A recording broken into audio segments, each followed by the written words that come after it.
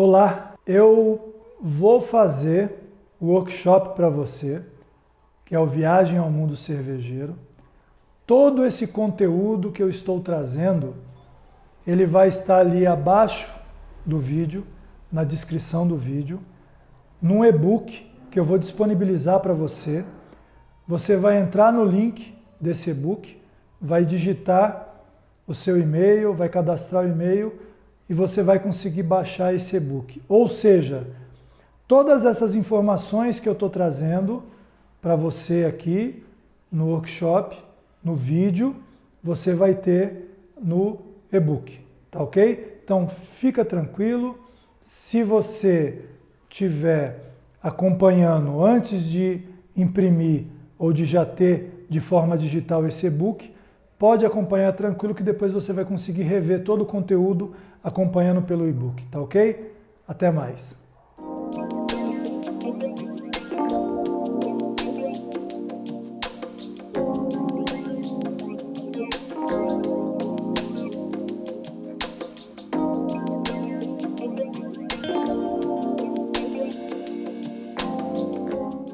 Agora a gente vai dar um salto e nós vamos lá para a Idade Média, para a Era Medieval, que é do século V ao século XVI.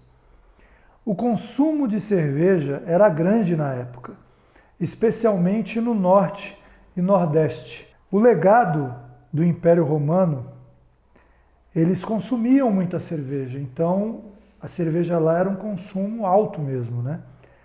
A qualidade da água nesse período era muito ruim, principalmente nas vilas, cidades e lugarejos, né, que foram se criando. Por quê? Eles não tratavam essa água, então eles não tinham essa concepção. Então, a sujeira que tinha, normalmente ela ia para a água e tal. Então, inclusive, tem até uma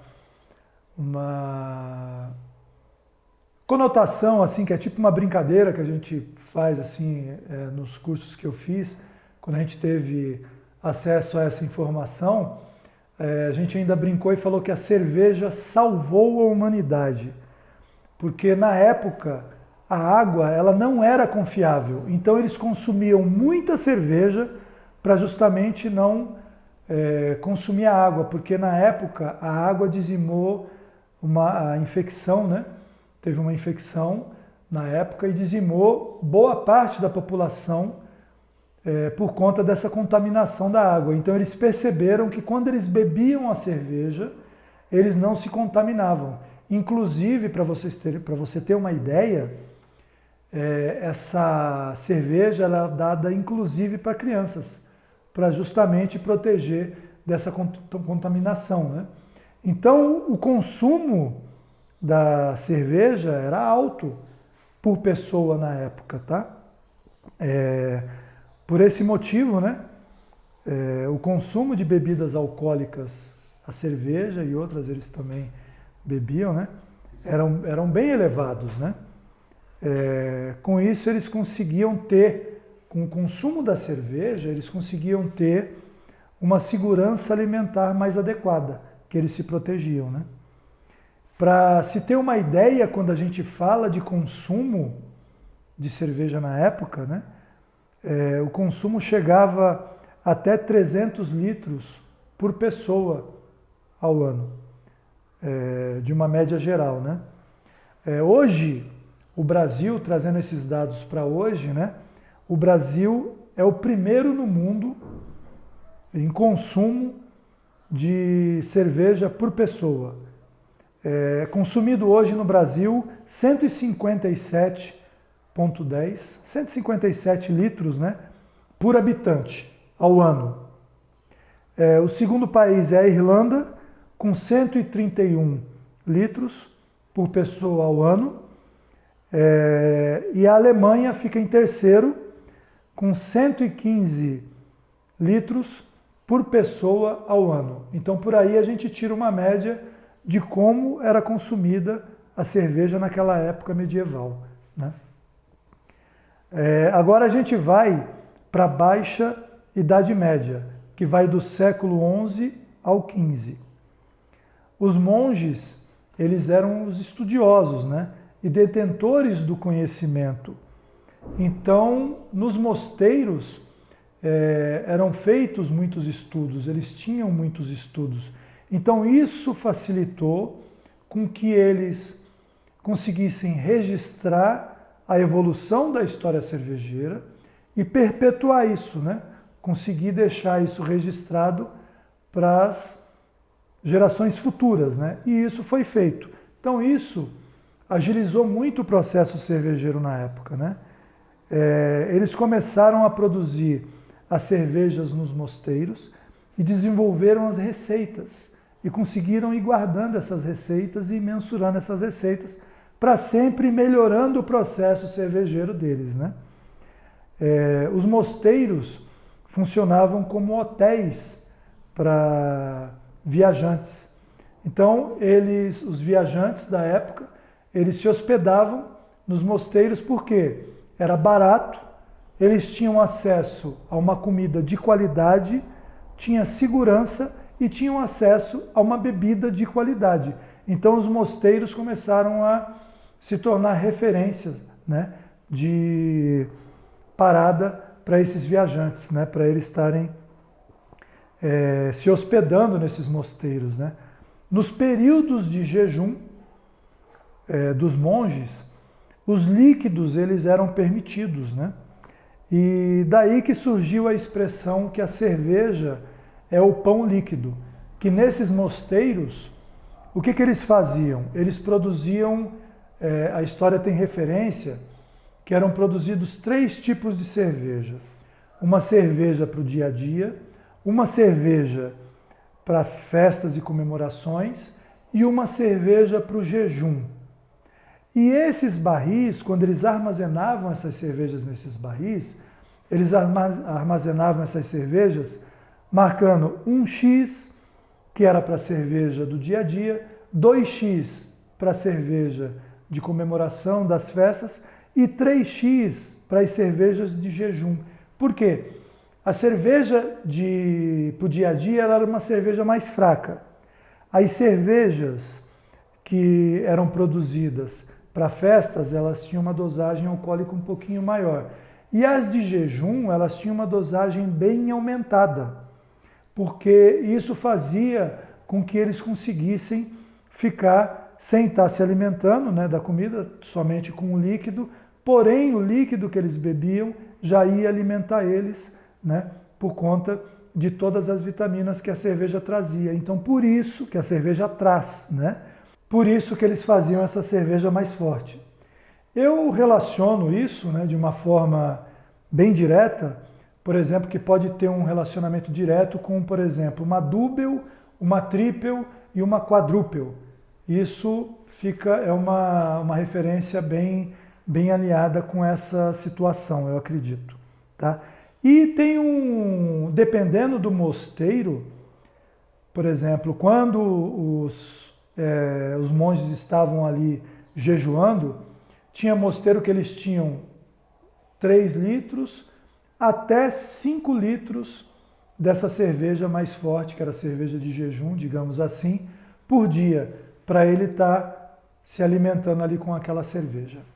Com referência à história de como foi importante os monges, os mosteiros, né, para a história da cerveja, aqui em Minas Gerais, na região ali de Juiz de Fora, inclusive tem uma igreja que foi descoberto nesse porão dessa igreja uma linha de produção cervejeira que os monges produziam, né, nesse mosteiro, né, na época.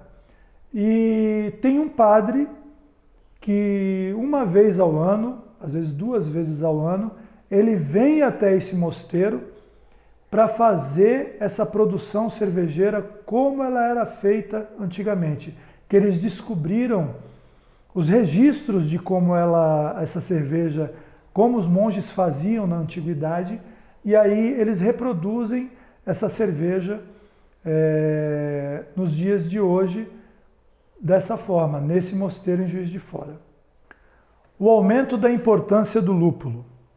Os primeiros indícios do uso do lúpulo aconteceu na Alemanha por volta de 1000 anos depois de Cristo, e quem foi, que até então não era usado o lúpulo, né? Era usado todos os adjuntos que eu falei até agora, mas o lúpulo ele não era utilizado. A primeira pessoa que fez a primeira menção do uso do lúpulo foi uma freira beneditina. Olha lá novamente, né, as mulheres mostrando a força que elas têm dentro da produção cervejeira e dentro da história da cerveja.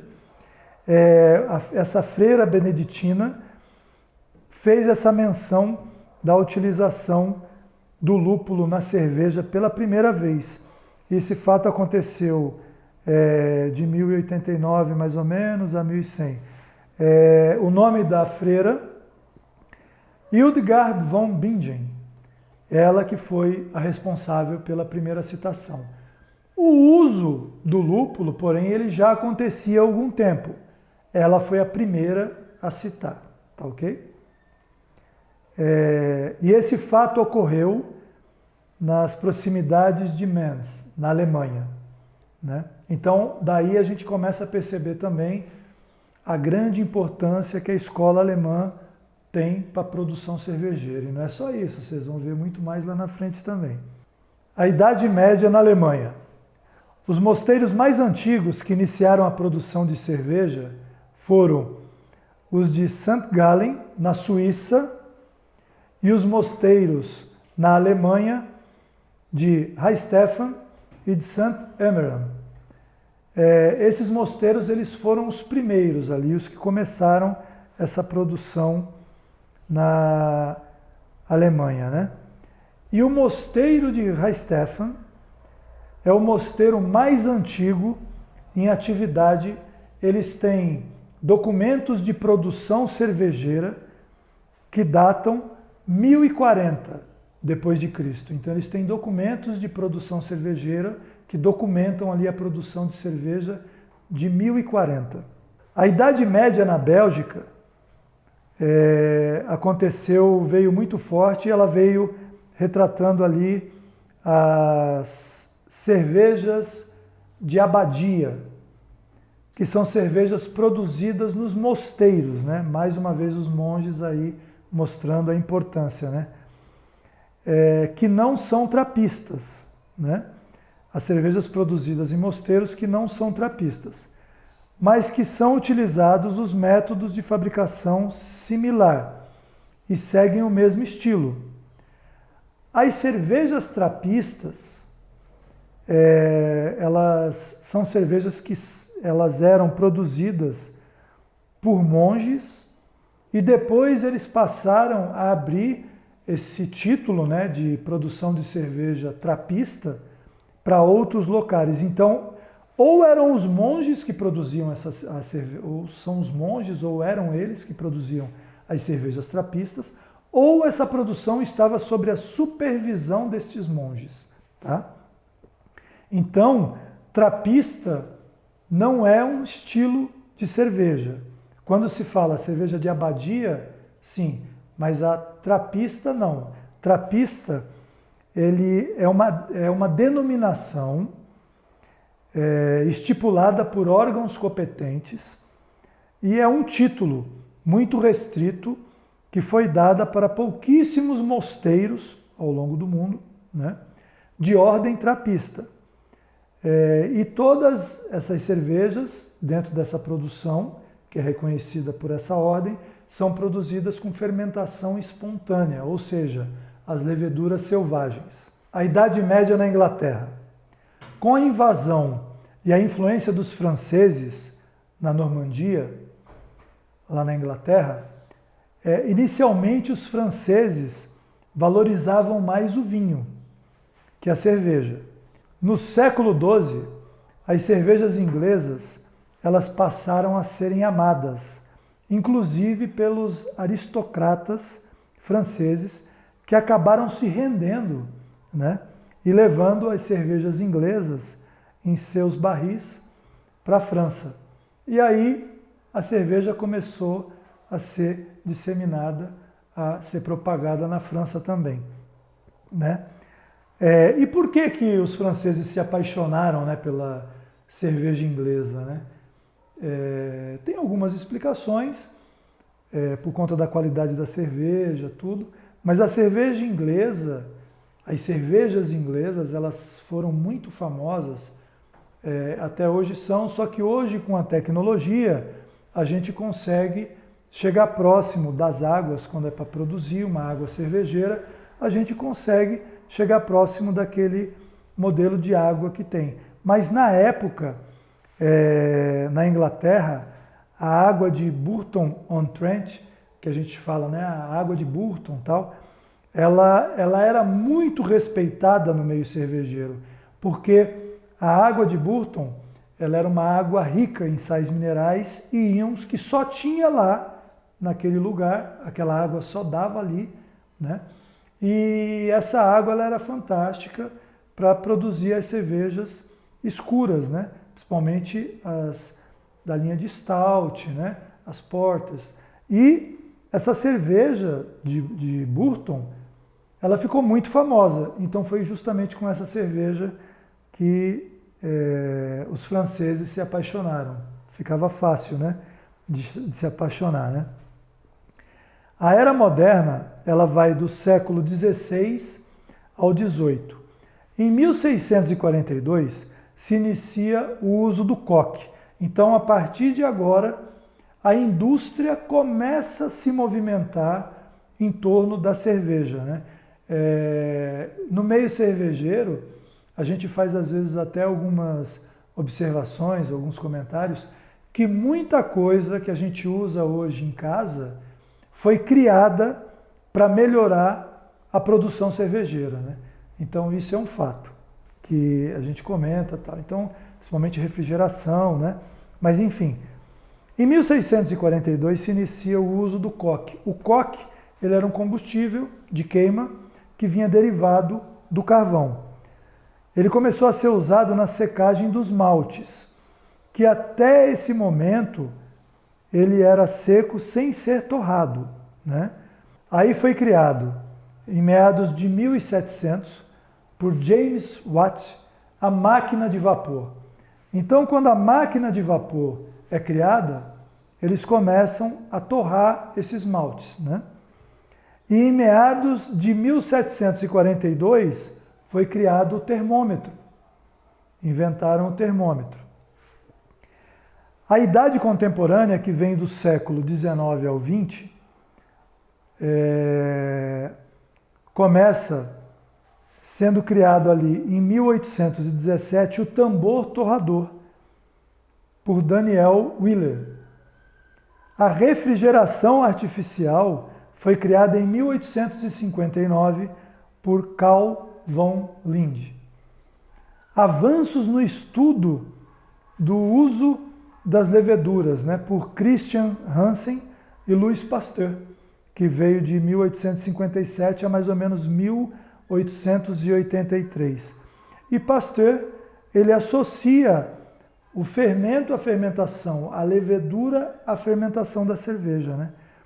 E aí, nessa época, acontece um boom. Por quê? Um boom cervejeiro, né? Porque eles começam a torrar os grãos, e isso já começa a trazer uma melhora no sensorial da cerveja. Eles começam a ter o termômetro para começar a controlar essa temperatura de fermentação. Aí os estudos começam a levar à descoberta das leveduras. Eles descobrem a levedura, Louis Pasteur descobre, atrela a atividade da levedura à fermentação. Então aí nesse momento a cerveja começa a ter um entendimento do processo dela. E isso começa a facilitar e a trazer uma evolução mais rápida para a produção e para o processo cervejeiro. Aí aparece, né, a escola alemã, mostrando, né, a tradição dela, mostrando o posicionamento dela, né, dentro desse entendimento do processo cervejeiro, né, que em 4 de outubro de 1842, Joseph Grohl, ele coloca a República Tcheca em evidência ao mundo. Por quê? Ele consegue fazer a primeira cerveja clara do mundo. Ou seja, como eu havia falado anteriormente, todas as cervejas elas eram âmbares e escura. Então, a escola alemã, na República Tcheca, né, na mão do Joseph Grohl, ele vai lá e cria, ele consegue fazer a primeira cerveja clara do mundo. E eu acredito e atrelo, né, isso tudo que a história vem trazendo para a gente, um posicionamento de por que a cerveja Pilsen ela é tão famosa, né, no mundo inteiro, né? Então, principalmente com as cervejas artesanais, dificilmente uma pessoa começa bebendo uma cerveja artesanal já pelas fortes, ela começa pelas mais fracas. Então ela vai ali, a Pilsen é uma dessas tradicionais que abrem, né, esse leque da experimentação ali, da prova das pessoas que estão começando ali com a cerveja. Então isso foi uma coisa que para o mundo inteiro foi uma revolução. E aí os outros países, os outros cervejeiros começaram a replicar essa cerveja clara também. E daí começou a surgir estilos de cerveja clara nas outras escolas também. Tá? Na Inglaterra acontece um movimento que chama Beer Act of 1830, a Lei de Beer House, que foi criada pelo Parlamento do Reino Unido, incentivando o consumo de cervejas. Olha que legal. Mas por que o parlamento tomou essa iniciativa de criar e fazer com que as pessoas começassem a consumir a cerveja, né? Eles incentivaram isso porque elas eram menos alcoólicas que as bebidas que eles estavam acostumados a beber lá. Então estava tendo muito caso de alcoolismo, porque as bebidas que eles utilizavam na época eram o gin, na sua grande maioria, e outras destiladas, né, como o uísque, mas o gin era uma das que eram mais utilizadas. Então, na época, por conta desse incentivo, foram criados mais de 46 mil pubs na Inglaterra por conta dessa lei. Na Bélgica, em 1919, foi criada a Lei de Van der Velde, proibindo a venda de destilados em bares e incentivando a produção de cervejas mais alcoólicas, né? Então, por aí a gente já percebe que as escolas, né, cervejeiras, né, cada uma ela já vem com uma peculiaridade ali nela, das cervejas que ela produz, que normalmente, na sua grande maioria, claro, tem uma ligação direta à história do povo, à história do país, à história daquela região, porque a gente vê aqui falando que foi proibida a venda de destilados na Bélgica e incentivado a produção de cerveja lá. E as cervejas para acompanhar, porque como eles bebiam uma bebida extremamente alcoólica, a cerveja não podia ser tão fraca, porque senão eles não iam. Então daí que vem também a história, lógico, por conta de fermentação, por conta de uma série de fatores. Mas esse é um fator também que direciona a escola belga a ter cervejas com sempre uma dosagem alcoólica maior, porque justamente por conta disso, né? Dessa lei que lá na antiguidade foi criada, que proibiu a venda de destilados e passou a estimular a venda de cervejas mais alcoólicas. Em 1880, teve uma expansão no consumo de cerveja. Em 1880, existiam 2.300 cervejarias nos Estados Unidos.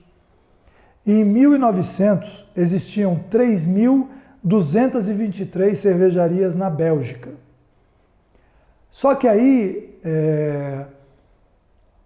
tem um dito popular, né, que fala, né, nem tudo fica bom muito tempo e nem tudo fica ruim muito tempo.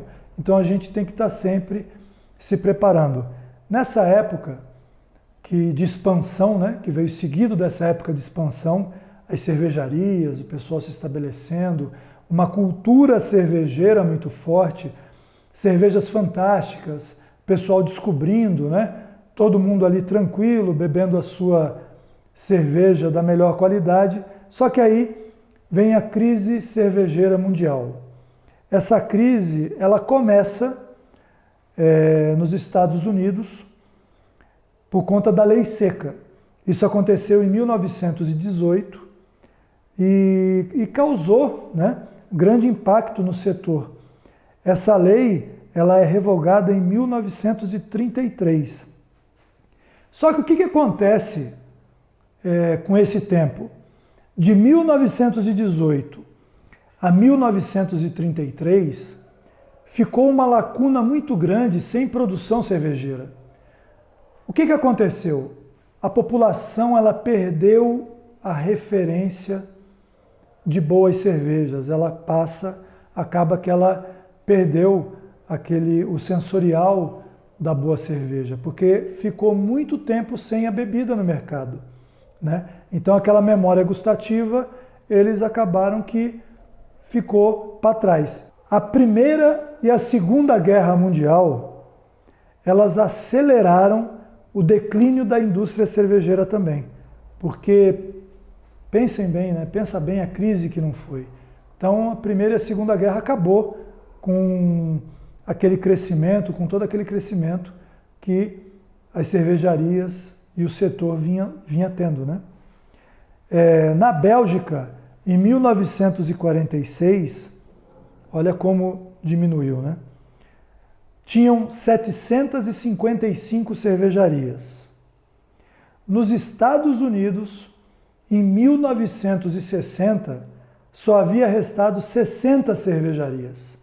Então, esse momento para a produção cervejeira foi crítico, né? Eles tiveram que sobrepor muitas dificuldades, né? Muitos desafios na época. E eles mostraram esse empreendedorismo, né? Para sair da crise, algumas cervejarias americanas se fundiram para recomeçar a produzir a cerveja.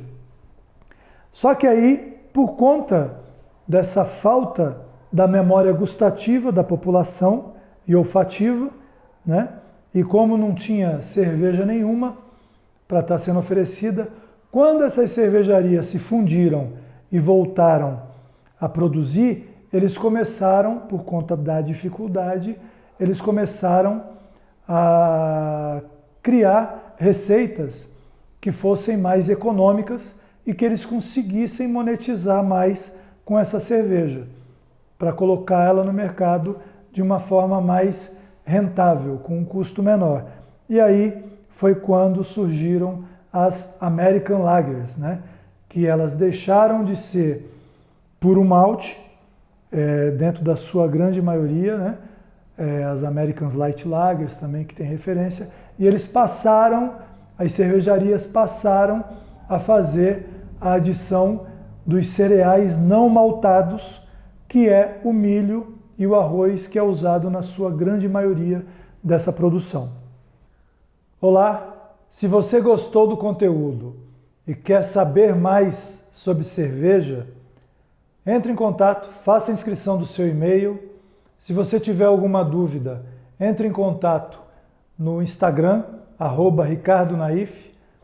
Eu estou lá para tirar qualquer dúvida que você tiver.